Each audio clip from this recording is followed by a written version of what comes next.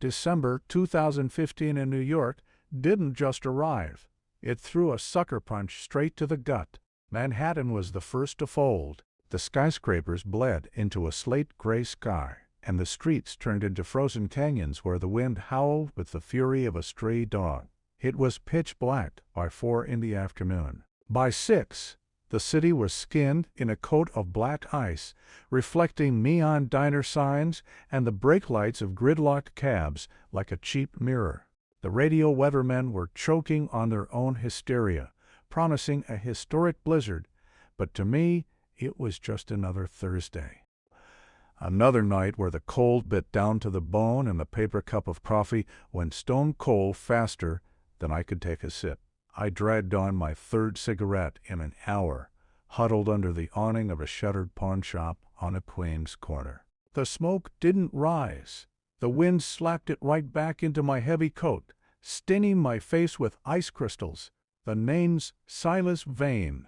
To the few guys who aren't pushing up daisies at Greenwood or rotting in Sing Sing, I'm just Frost, an old handle from back when I carried a gold NYPD shield and was stupid enough to believe laws were written to protect people. Now, I operate in the gray zone, the place where the law is useless and justice costs exactly what the client is willing to lay out on the table. The city felt claustrophobic despite the sprawl. The reek of slush mixed with exhaust fumes and cheap fryer grease from a nearby joint left a permanent taste of decay in the back of my throat. New York was freezing over, but it wasn't getting clean. The cold just preserved the filth. I checked my watch. 1:15 in the morning. My fingers inside my leather gloves were losing feeling. Right on cue, the hazy yellow headlights of an old Ford Victoria cut through the blinding snow. The car groaned to the curb, its undercarriage scraping against the frozen pack. The headlights died. The driver's side door creaked open with a heavy metallic whine, and a man stepped out into the freeze. Raymond Cruz wasn't trying to hide, but every line of his body screamed hunted animal. The collar of his heavy dark overcoat was popped past his ears, a knit cap pulled low over his brow, hands buried deep in his pockets. He used to be the top gun in Brooklyn Homicide. We crossed paths 8 years ago when I still cared enough to oil my holster before his shift. Back then, the man was a monolith. Walking toward me under the flickering neon of the 24-hour Night Owl diner, he looked like a cracked monument. "Get inside, Frost," Cruz rasped instead of a greeting. His voice sounded like he'd spent a week drinking crushed glass. Too many eyes out here, even on a night like this. We shoved through the heavy glass door of the diner. Inside it smelled of burnt espresso grounds, old bleach, and despair. An elderly Pakistani man was dozing behind the counter, completely checked out. We slid into a booth at the far back, where a dingy overhead lamp cast deep shadows across Cruz's gaunt ash-pale face. He sat down, but didn't unwind. His eyes, bloodshot, underscored by dark hollow bags, relentlessly scanned the window, the door, the mirror behind the counter. You could practically feel the paranoia coming off him like heat off a radiator. His hand shook slightly as he pulled them from his pockets, and I caught his right index finger twitching. The muscle memory of a guy who spends way too much time keeping his finger on a trigger. "You look like hell, Ray," I said evenly, unbuttoning my coat just enough to clear the block on my hip. "Why the cloak and dagger? A payphone call, a meeting on the edge of Queens in a blizzard. Don't you think you're pushing it even for your squad?" Cruz cracked a grin, humorless smile. His lips were split from the frost. "You don't know the half of it, Silas," he whispered, leaning across the table. His breath carried the sharp edge of black coffee and stale tobacco. "They found my wife, Elena, dead 3 days ago. In our apartment. In our bed." I went still. The news hit hard, though I kept my face flat. "I'm sorry, Ray. I didn't know. What's the house line?" "Officially?" Cruz let out a dry, barking laugh. "A tragic accident. An accidental OD on prescription meds. said they found empty pill bottles on the nightstand. The me signed off on the autopsy report within 2 hours. Case closed, Frost. The paperwork is already buried in the archives. But you're sitting across from me, I noted, watching his knuckles go white as his hands balled into fists. Because it's a setup. Cruz's voice spiked, but he cut himself off instantly, cutting his eyes toward the sleeping clerk. When he spoke again, his voice dropped an octave into a lethal hiss. Elena didn't take those pills. She wouldn't take an aspirin if she had a migraine.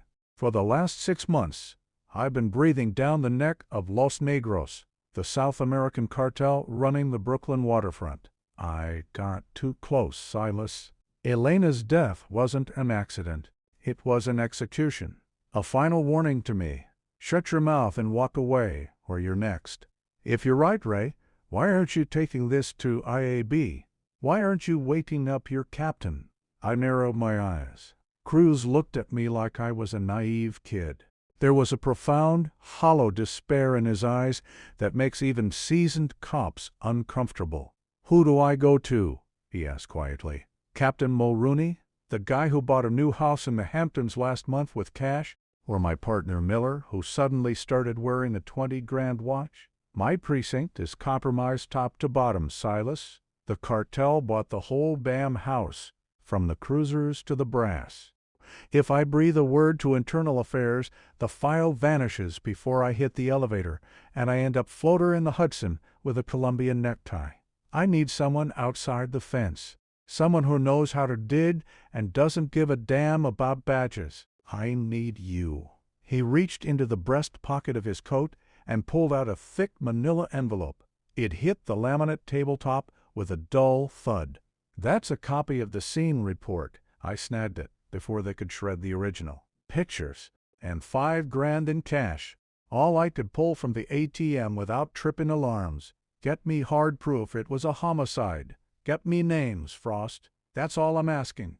I'll take care of the rest. I looked at the envelope, then back into his desperate, grief-crazed eyes. My inner voice, the cynical bastard that kept me breathing all these years, was screaming, "Get out of here. Take your coffee and walk away back to your warm office." But I knew Cruz, and I knew what a man looks like when everything he ever lived for has been torn out of him. I reached out slowly and slid the envelope across the table, burying it in the pocket of my overcoat. I'll look into it, Ray, but if I find dirt, you don't play the lone avenger. We do it clean. We do it quiet. Cruz didn't say a word. He just nodded, stood up, and vanished out the door into the white wall of the storm. I sat there alone, listening to the wind howl outside, knowing I had just signed up for a one-way ticket to hell. Cruz's papers were brief, short as an epitaph. The preliminary scene investigation was so sloppy it bordered on a felony. No prints lifted from the window frames, no fingernail scrapings taken from the victim. But buried in the patrol log was a note. 2 hours before the body was found, a small-time street hustler named Juan Carlos, street name Chico, had been popped a few blocks away. They found a handful of silver jewelry on him. Cruz later ID'd them as Elena's. There it was, false lead 01. The case looked like a textbook home invasion gone wrong. A junkie breaks in, looking for a fix. The housewife wakes up. He smothers her, or forces the pills down her throat to quiet her, grabs the ice, and books it. A neat, tidy package for the evening news and Captain Mulrooney's conscience. But Chico wasn't a killer. I knew the rat. He was a coward who boosted car stereos and lifted wallets to keep the monkey off his back. To find him, I had to drop straight into the gutter of South Jamaica, Queens. By 3 in the morning, the blizzard had turned the neighborhood into a ghost labyrinth. I parked my old Chevy 2 blocks out. The drifts were so high the tires just spun on the ice. The snow crunched under my boots like dry bones. I walked with my head down, shielding my face from the biting wind, until I spotted a dim red neon sign glowing over a basement stairwell. The El Paso Club. Used to be a trucker bar, Now it was a sanctuary for the bottom feeders of the food chain. Inside, the heat hit me, but it was a stale, suffocating heat thick with sweat, cheap liquor, and the chemical stench of synthetic weed. The heavy, compressive bass of a reggaeton track pounded from the speakers, rattling my teeth. A pack of guys in oversized hoodies leaned against the pool tables, their eyes instantly locking onto me, the outsider, the ex-cop without a badge, carrying the scent of the street freeze on his coat. I spotted Chico in the corner by the video poker machines. He looked like a walking corpse, skin the color of wet cement, eyes darting, nose leaking. He was trying to force a crumpled dollar bill into the machine slot with trembling fingers. I stepped up behind him, grabbed the collar of his greasy jacket, and slammed him against the wall hard enough to make the poker machine rattle. "Hey, Chico," I said quietly, leaning into his ear to cut through the music. "Miss me? Hey, Frost." "What the hell, man? I'm clean, I swear," he shrieked, twitching against my grip, but my fingers were locked like handcuffs. "I didn't do nothing." "Tell me about Elena Cruz's jewelry," I commanded, digging my forearm into his windpipe. "The ice they found in your pockets. You'd choke her out, you little piece of garbage?" "No, no, Frost, sweet Jesus, no." His pupils dilated with pure, unadulterated terror. "I didn't touch the lady. I was handed that stuff. I swear on my mother's grave, man, I was handed it." "By who?" I barked. "Some white guy in a silver sedan." He pulled up on 42nd, threw me the bag, and told me if I loitered around the Cruz house and let the patrol guys bust me, he'd give me $200 and a clean bag of H. I didn't know she was dead, man. I just wanted a fix, Frost. He wasn't lying. The rat was too terrified to paint a picture that good on the fly. Someone had intentionally fed into the sharks to build the perfect smoke screen for the murder. A junkie burglar, the ultimate disposable fall guy. I let go, and Chico slid down the wall like a wet rag. I turned on my heel and headed for the exit.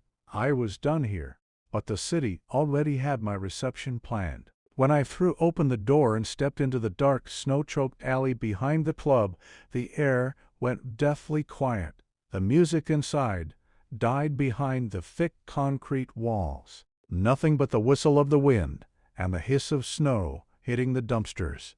I took 3 steps before a shadow lunged from the dark to my left.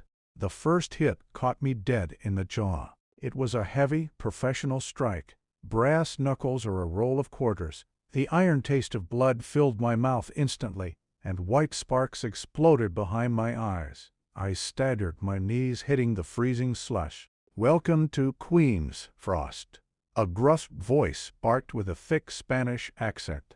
2 more shapes materialized from the whiteout, all dressed in dark layers, faces masked by heavy scarves. One of them was swinging a heavy iron tire iron. They didn't come to talk. They came to put me in the ground. The second blow, a heavy boot to the ribs, caught me flat. I heard the crack before I felt the white-hot agony that stole my breath. "Think, Silas, think, or you're gonna die in the snow." As the guy with the tire iron brought it down for a skull-cracking finish, I threw my weight to the side, letting the metal bar slam into the frozen asphalt with a loud chime. Using the momentum, I swung my leg out, catching him behind the ankle. He went down hard, his face eating the snowpack. I scrambled up, every nerve in my ribcage screaming in bloody murder. The first guy, the one with the knuckles, came at me again. I didn't box him. There are no rounds in an alley fight. I jammed my hand into my coat pocket, gripped the heavy manila envelope wrapped around my metal Zippo, and drove it straight up into his nose. The cartilage gave way with a wet snap. The guy screamed, dropping his hands to his face as dark blood geysered through his fingers. The third guy drew a blade, a long, wicked glint of steel catching the neon glare of the bar sign. He lunged. I ripped my heavy wool overcoat halfway off my shoulder, whipping it around my arm like a shield, catching his knife hand in the heavy fabric. I yanked him in close and drove my forehead square